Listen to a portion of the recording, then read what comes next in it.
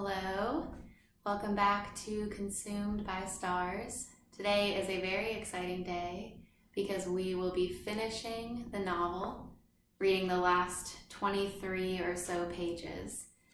And one thing I'd like to say before we begin is that the last video, my laptop cut me off because I ran out of space, which I've fixed, hopefully.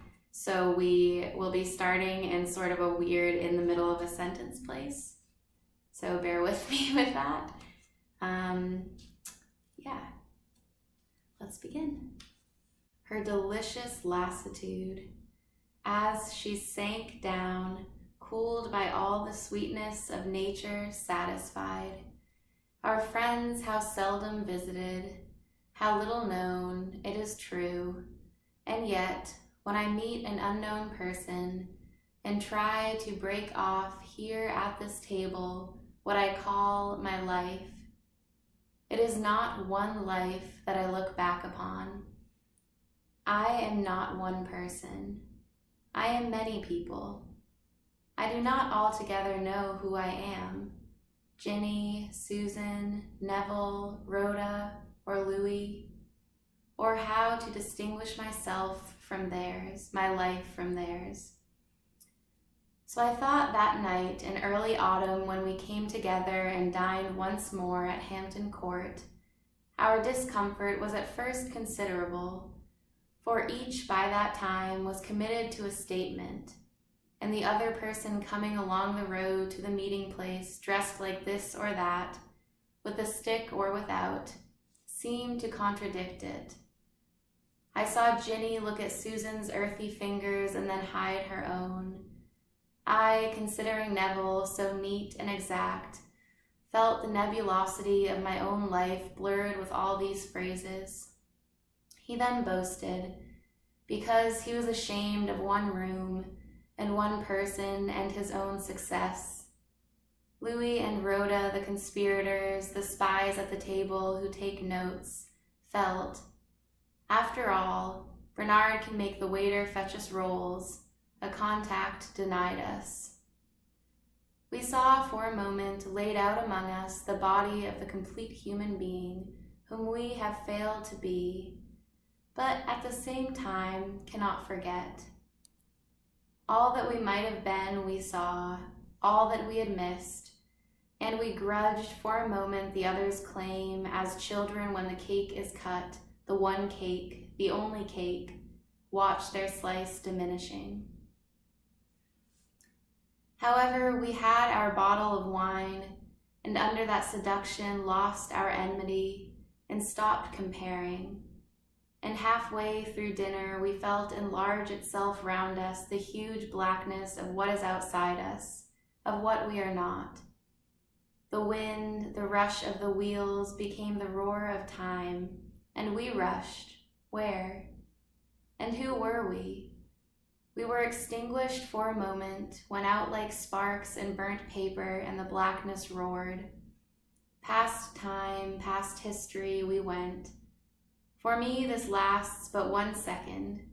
It is ended by my own pugnacity. I strike the table with a spoon.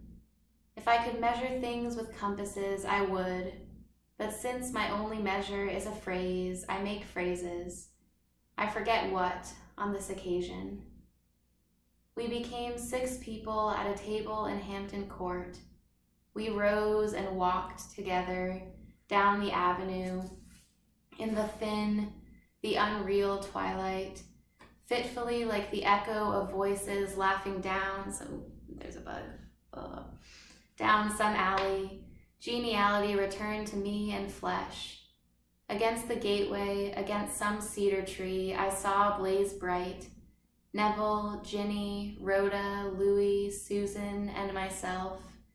Our life, our identity. Still King William seemed an unreal monarch and his crown mere tinsel. But we, against the brick, against the branches, we 6, out of how many millions, for one moment, out of what measureless abundance of past time and time to come, burnt there, triumphant. The moment was all. The moment was enough. And then Neville, Ginny, Susan, and I, as a wave breaks, burst asunder, surrendered, to the next leaf, to the precise bird, to a child with a hoop, to a prancing dog, to the warmth that is hoarded in woods after a hot day, to the lights twisted like white ribbon on rippled waters.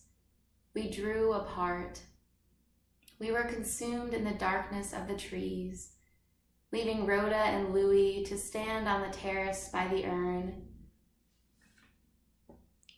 When we emerged from that immersion, how sweet, how deep, and came to the surface and saw the conspirators still standing there, it was with some compunction. We had lost what they had kept. We interrupted, but we were tired, and whether it had been good or bad, accomplished or left undone, the dusky veil was falling upon our endeavors. The lights were sinking as we paused for a moment upon the terrace that overlooks the river. The steamers were landing their trippers on the bank. There was a distant cheering, the sound of singing, as if people waved their hats and joined in some last song. The sound of the chorus came across the water, and I felt leap up that old impulse which has moved me all my life, to be thrown up and down on the roar of other people's voices, singing the same song, to be tossed up and down on the roar of almost senseless merriment, sentiment, triumph, desire. But not now. No, I could not collect myself. I could not distinguish myself. I could not help letting fall the things that made me a minute ago eager, amused, jealous, vigilant, and hosts of other things, into the water.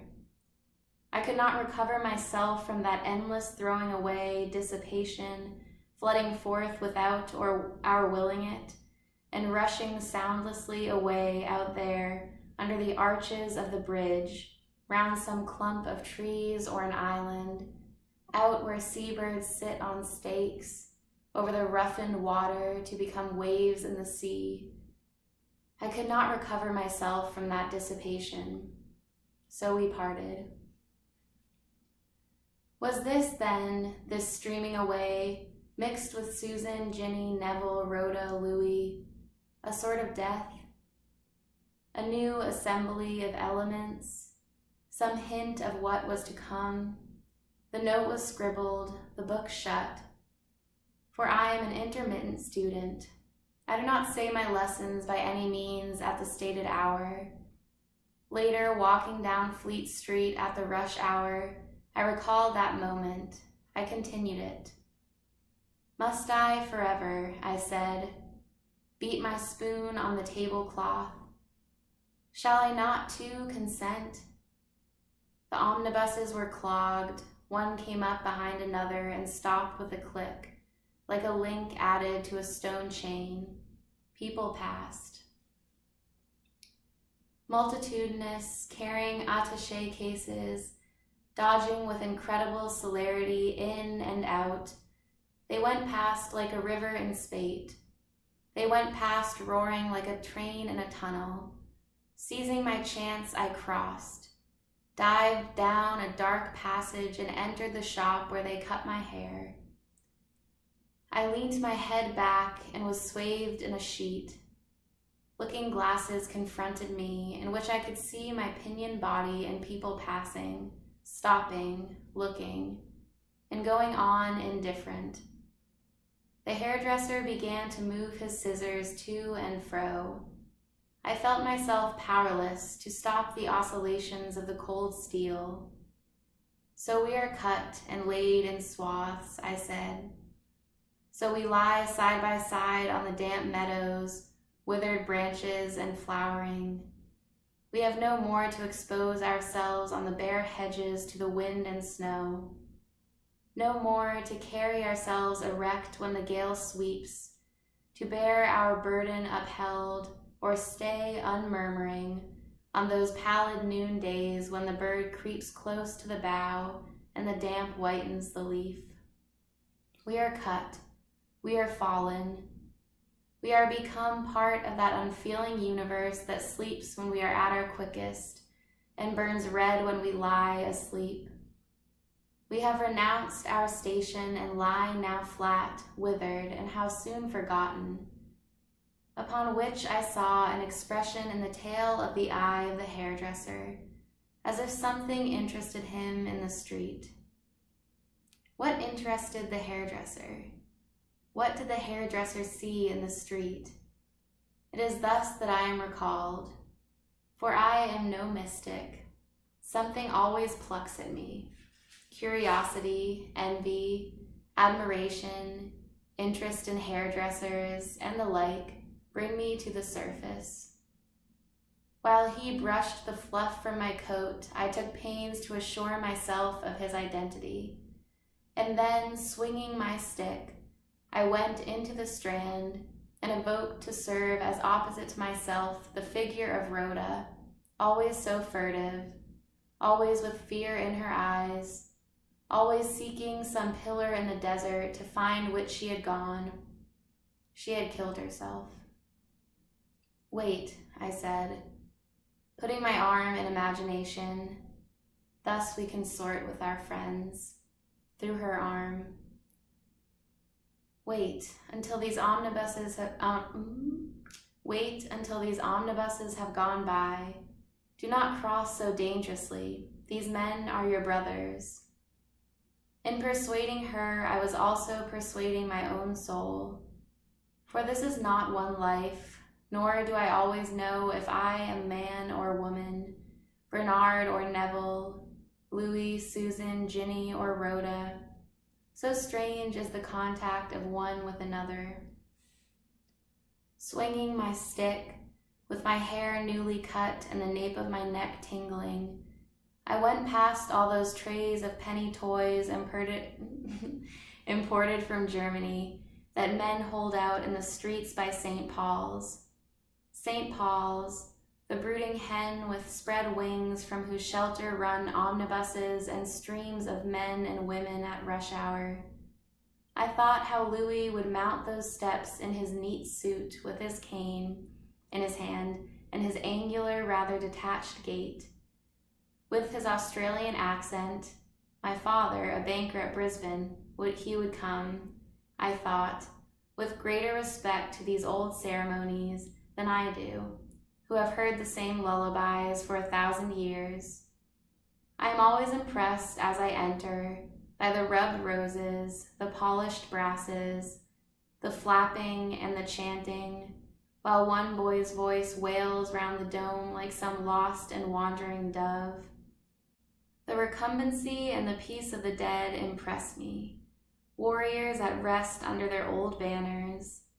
Then I scoff at the floridity and absurdity of some scrolloping tomb, and the trumpets and the victories and the coats of arms, and the certainty so sonorously repeated of resurrection, of eternal life. My wandering and inquisitive eye then shows me an awe-stricken child, a shuffling pensioner, or the obeisances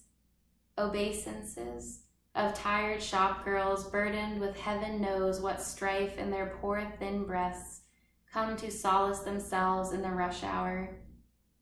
I stray and look and wonder, and sometimes, rather furtively, try to rise on the shaft of somebody else's prayer into the dome, out, beyond, wherever they go.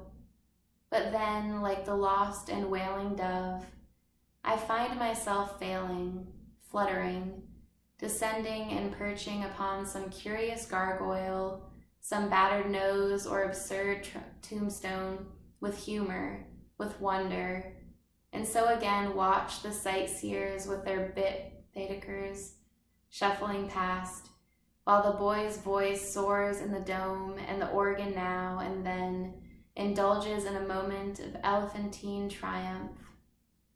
How then, I asked, would Louis roof us all in? How would he confine us, make us one, with his red ink, with his very fine nib?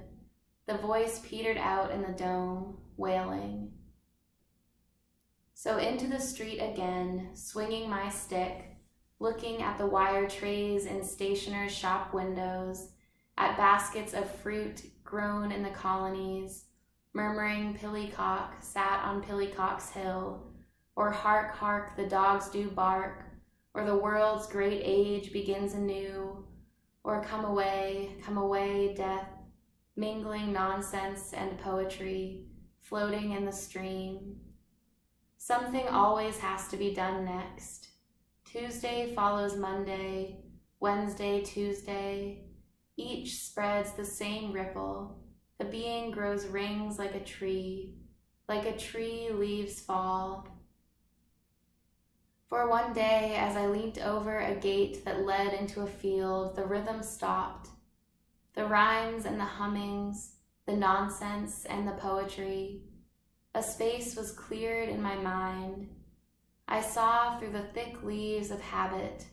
Leaning over the gate, I regretted so much litter, so much unaccomplishment and separation, for one cannot cross London to see a friend, life being so full of engagements, nor take ship to India and see a naked man spearing fish in blue water. I said life had been imperfect, an unfinishing phrase. It had been impossible for me, taking snuff as I do from any bagman met in a train, to keep coherency, that sense of the generations of women carrying red pitchers to the Nile, of the nightingale who sings among conquests and migrations. It had been too vast an undertaking, I said, and how can I go on lifting my foot perpetually to climb the stair? I addressed myself as one would speak to a companion with whom one is voyaging to the North Pole. I spoke to that self who had been with me in many tremendous adventures, the faithful man who sits over the fire when everybody has gone to bed, stirring the cinders with a poker. The man who has been so mysteriously and with sudden accretions of being built up in a beech wood, sitting by a willow tree on a bank, leaning over a parapet at Hampton Court. The man who has collected himself in moments of emergency and banged his spoon on the table saying, "I will not consent." This self now, as I leant over the gate looking down over fields rolling in waves of color beneath me, made no answer. He threw up no opposition. He attempted no phrase. His fist did not form. I waited. I listened. Nothing came, nothing. I cried then with a sudden conviction of complete desertion. Now there is nothing. No fin breaks the waste of this immeasurable sea. Life has destroyed me. No echo comes when I speak, no varied words. This is more truly death than the death of friends, than the death of youth. I am the swathed figure in the hairdresser's shop, taking up only so much space. The scene beneath me withered. It was like the eclipse when the sun went out and left the earth flourishing in full summer foliage, withered, brittle, false. Also, I saw on a winding road in a dust dance the groups we had made, how they came together, how they ate together, how they met in this room or that. I saw my own indefatigable busyness, how I had rushed from one to the other, fetched and carried, traveled and returned, joined this group and that, here kissed, here withdrawn, always kept hard at it by some extraordinary purpose, with my nose to the ground like a dog on the scent, with an occasional toss of the head, an occasional cry of amazement, despair, and then back again with my nose to the scent. What a litter, what a confusion, with here birth, here death, succulence and sweetness, effort and anguish, and myself always running hither and thither. Now it was done with. I had no more appetites to glut, no more stings in me with which to poison people. No more sharp teeth and clutching hands, or desire to feel the pear and the grape and the sun beating down from the orchard wall. The woods had vanished. The earth was a waste of shadow. No sound broke the silence of the wintry landscape. No cock crowed, no smoke rose, no train moved. A man without a self, I said. A heavy body leaning on a gate, a dead man. With dispassionate despair, with entire disillusionment, I surveyed the dust dance, my life, my friends' lives, and those fabulous presences, men with brooms, women writing, the willow tree by the river, clouds and phantoms made of dust too, of dust that changed, as clouds lose and gain and take gold or red, and lose their summits and billow this way and that, mutable, vain. I, carrying a notebook, making phrases, had recorded mere changes, a shadow. I had been sedulous to take notes of shadows. How can I proceed now, I said, without a self, weightless and visionless, through a world weightless, without illusion? The heaviness of my despondency thrust open the gate I leant on and pushed me, an elderly man, a heavy man with gray hair, through the colorless field, the empty field. No more to hear echoes, no more to see phantoms, to conjure up no opposition, but to walk always unshadowed, making no impress upon the dead earth.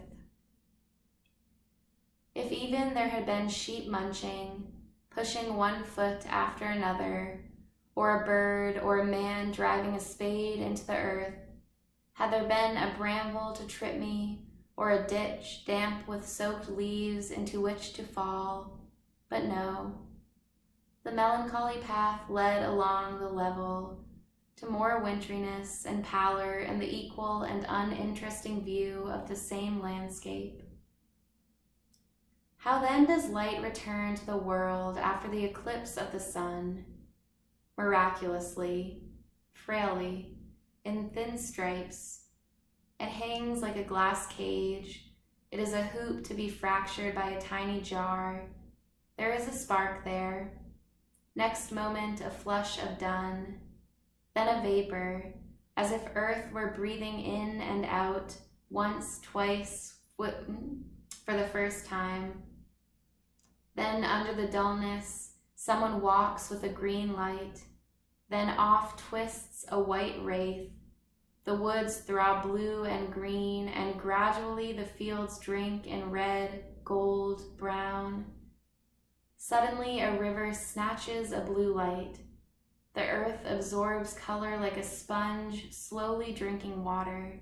It puts on weight, rounds itself, hangs pendant, settles and swings beneath our feet. So the landscape returned to me. So I saw the fields rolling in waves of color beneath me, but now with this difference. I saw but was not seen. I walked unshadowed. I came unheralded. From me had dropped the old cloak, the old response, the hollowed hand that beats back sounds, thin as a ghost, leaving no trace where I trod, perceiving merely. I walked alone in a new world, never trodden, brushing new flowers, unable to speak save in a child's words of one syllable, without shelter from phrases, I who have made so many, unattended, I who have always gone with my kind, solitary, I who have always had someone to share this empty grate, or the cupboard with its hanging loop of gold. But how describe the world seen without a self? There are no words. Blue, red, even they distract, even they hide with thickness instead of letting the light through. How describe or say anything in articulate words again, save that it fades, save that it undergoes a gradual transformation, becomes, even in the course of one short walk, habitual. This scene also. Blindness returns as one moves and one leaf repeats another. Loveliness returns as one looks, with all its train of phantom phrases. One breathes in and out, substantial breath. Down in the valley, the train draws across the fields, lop-eared with smoke. But for a moment, I had sat on the turf, somewhere high above the flow of the sea and the sound of the woods, had seen the house, the garden, and the waves breaking. The old nurse who turns the pages of the picture book had stopped and had said, "Look, this is the truth." So I was thinking as I came along Shaftesbury Avenue tonight, I was thinking of that page in the picture book. And when I met you in the place where one goes to hang up one's coat, I said to myself, it does not matter whom I meet. All this little affair of being is over. Who this is, I do not know, nor care. We will dine together. So I hung up my coat, tapped you on the shoulder, and said, sit with me. Now the meal is finished. We are surrounded by peelings and breadcrumbs. I have tried to break off this bunch and hand it to you, but whether there is substance or truth in it, I do not know. Nor do I know exactly where we are. What city does that stretch of sky look down upon? Is it Paris? Is it London where we sit? Or some southern city of pink-washed houses lying under cypresses, under high mountains where eagles soar? I do not at this moment feel certain. I begin now to forget. I begin to doubt the fixity of tables, the reality of here and now, to tap my knuckles smartly upon the edges of apparently solid objects and say, are you hard? I have seen so many different things, have made so many different sentences. I have lost in the process of eating and drinking and rubbing my eyes along surfaces, that thin, hard shell which cases the soul, which, in youth, shuts one in, hence the fierceness, and the tap-tap-tap of the remorseless beaks of the young. And now I ask, who am I? I have been talking of Bernard, Neville, Ginny, Susan, Rhoda, and Louis. Am I all of them? Am I one and distinct? I do not know. We sat here together, but now Percival is dead and Rhoda is dead. We are divided. We are not here. Yet I cannot find any obstacle separating us. There is no division between me and them. As I talked, I felt, I am you. This difference we make so much of, this identity we so feverishly cherish, was overcome. Yes, ever since old Mrs. Constable lifted her sponge and pouring warm water over me, covered me with flesh, I have been sensitive, percipient. Here on my brow is the blow I got when Percival fell. Here on the nape of my neck is the kiss Ginny gave Louis. My eyes fill with Susan's tears. I see far away, quivering like a gold thread, the pillar Rhoda saw, and feel the rush of the wind of her flight when she leapt. Thus, when I come to shape here at this table between my hands the story of my life and set it before you as a complete thing, I have to recall things gone far, gone deep, sunk into this life or that, and become part of it. Dreams too, things surrounding me and the inmates, those old half-articulate ghosts who keep up their hauntings by day and night, who turn over in their sleep, who utter their confused cries, who put out their phantom fingers and clutch at me as I try to escape, shadows of people one might have been, unborn selves. There was the old brute too, the savage, the hairy man who dabbles his fingers in ropes of entrails and gobbles and belches, whose speech is guttural, visceral. Well, he is here. He squats in me. Tonight he has been feasted on quail, salad, and sweetbread. He now holds a glass of fine old brandy in his paw. He brindles, purrs, and shoots warm thrills all down my spine as I sip. It is true, he washes his hands before dinner, but they are still hairy. He buttons on trousers and waistcoats, but they contain the same organs. He jibs if I keep him waiting for dinner. He mops and mows perpetually, pointing with his half-idiot gestures of greed and covetousness at what he desires. I assure you I have great difficulties sometimes in controlling him. That man, the hairy, the ape-like, has contributed his part to my life. He has given a greener glow to green things, has held his torch with its red flames, its thick and smarting smoke, behind every leaf. He has lit up the cool garden even. He has brandished his torch in murky by-streets where girls suddenly seem to shine with a red and intoxicating translucency. Oh, he has tossed his torch high. He has led me wild dances, but no more.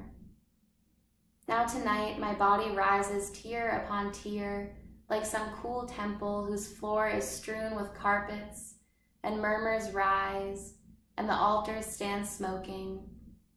But up above, here in my serene head, comes only fine gusts of melody, waves of incense, while the lost dove wails and the banners tremble above tombs, and the dark airs of midnight shake trees outside the open windows. When I look down from this transcendency, how beautiful are even the crumbled relics of bread.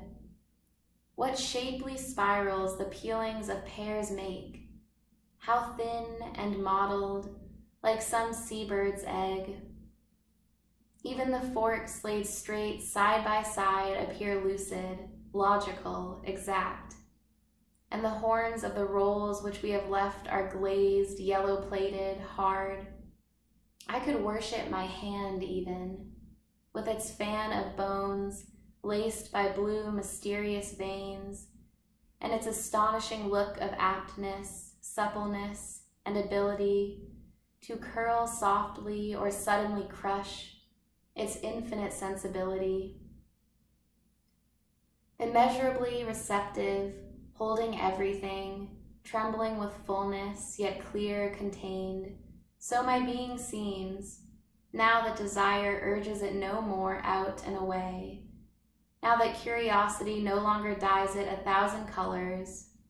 It lies deep, tideless, immune, now that he is dead, the man I called Bernard, the man who kept a book in his pocket in which he made notes, phrases for the moon, notes of features, how people looked, turned, dropped their cigarette ends. Under B, butterfly powder. Under D, ways of naming death. But now let the door open, the glass door that is forever turning on its hinges. Let a woman come. Let a young man in evening dress with a mustache sit down. Is there anything that they can tell me?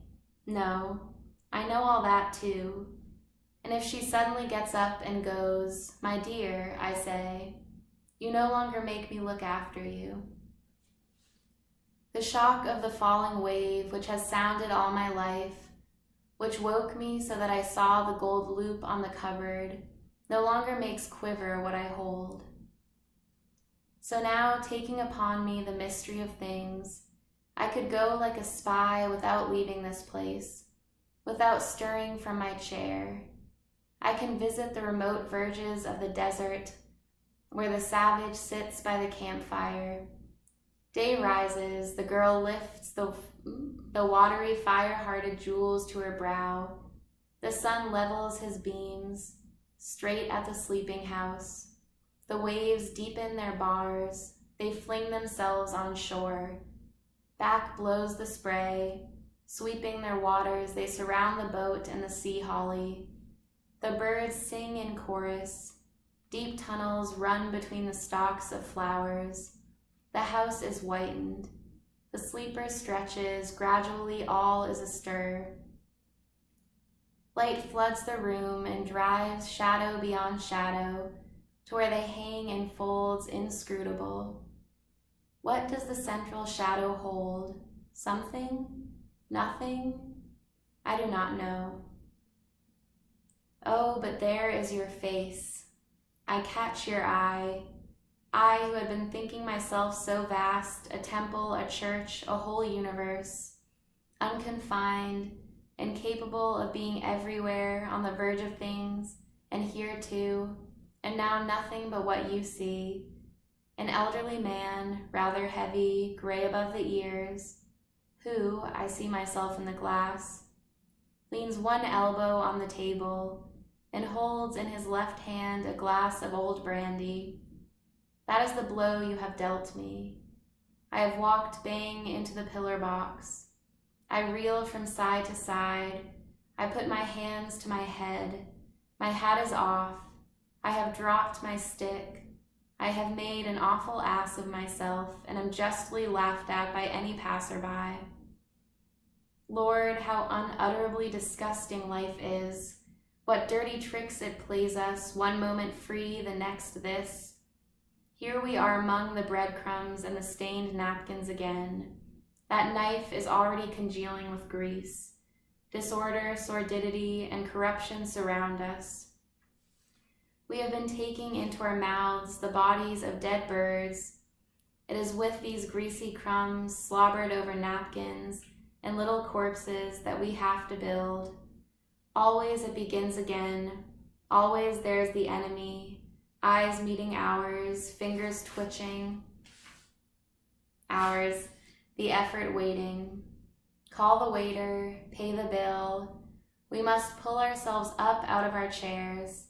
We must find our coats. We must go, must, detestable word.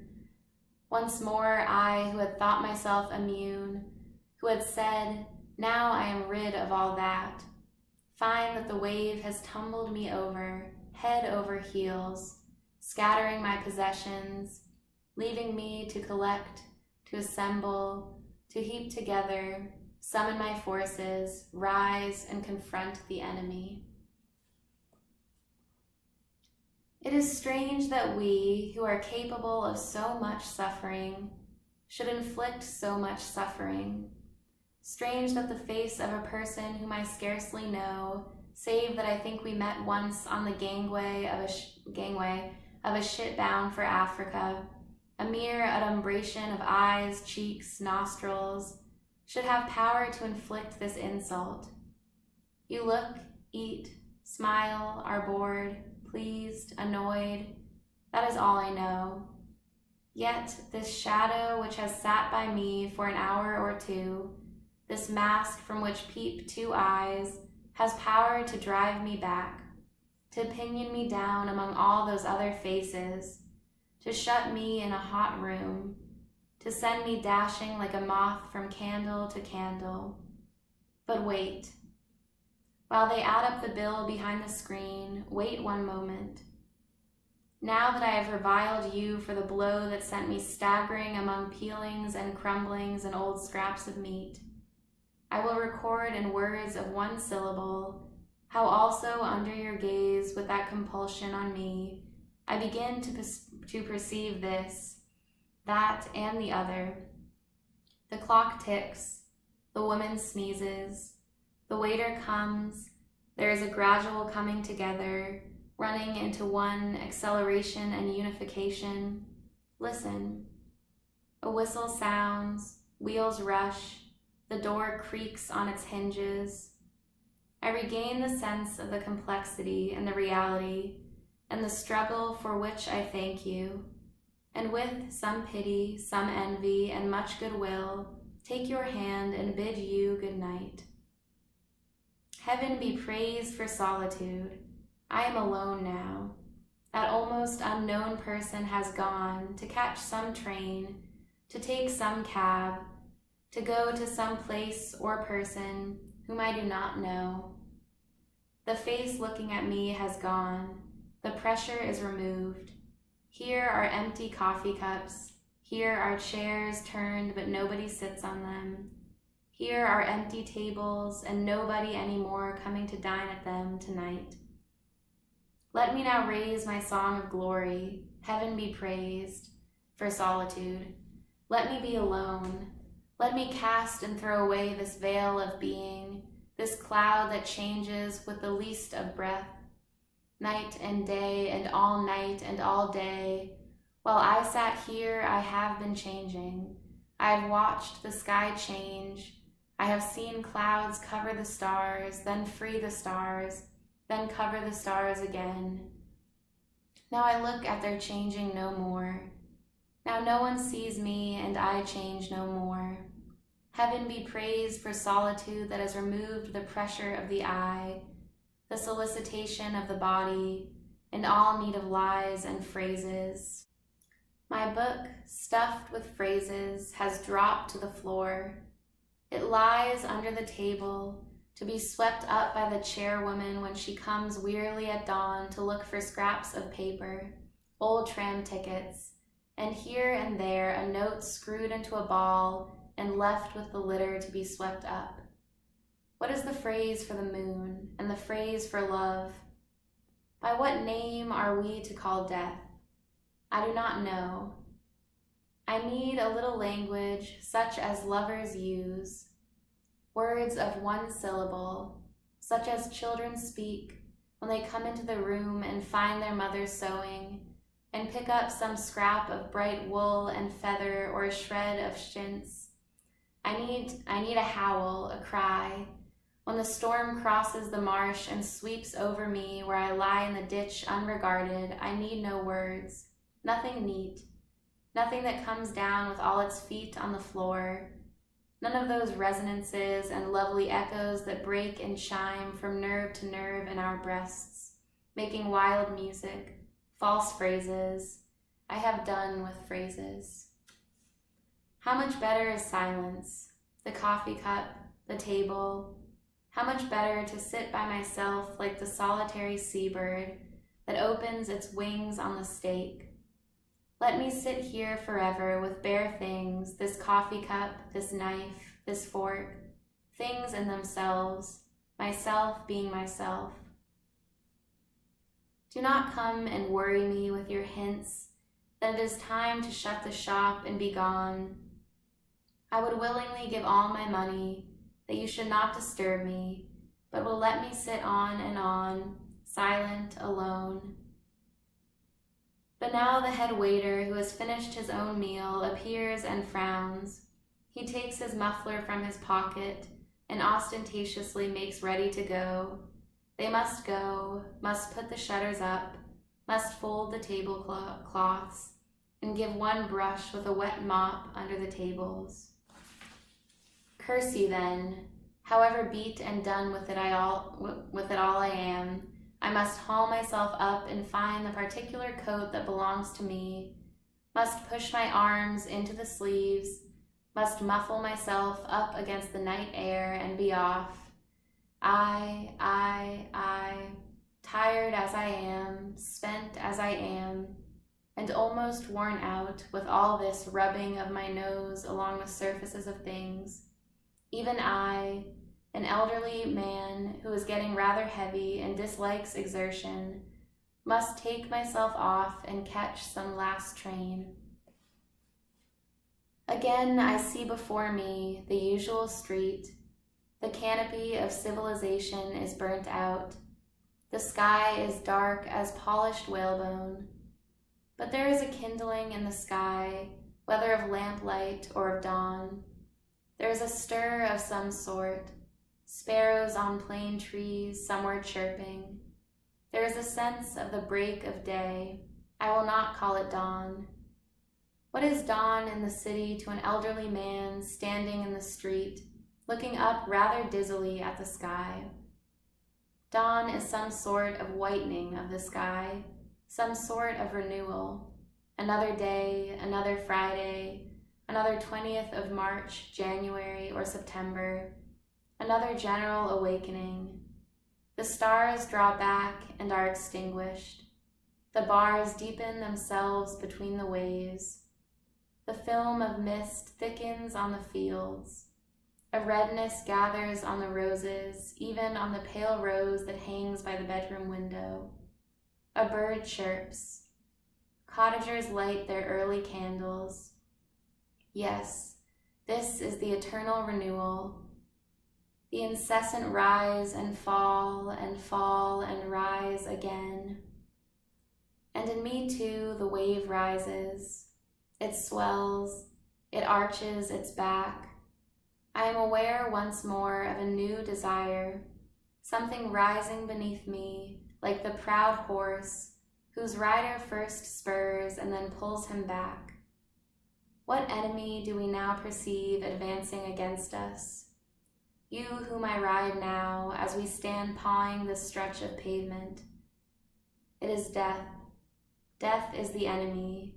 It is death against whom I ride with my spear couched and my hair flying back like a young man's, like Percival's, when he galloped in India. I strike spurs into my horse. Against you I will fling myself, unvanquished and unyielding. O death. The waves broke on the shore. And that is the ending of The Waves.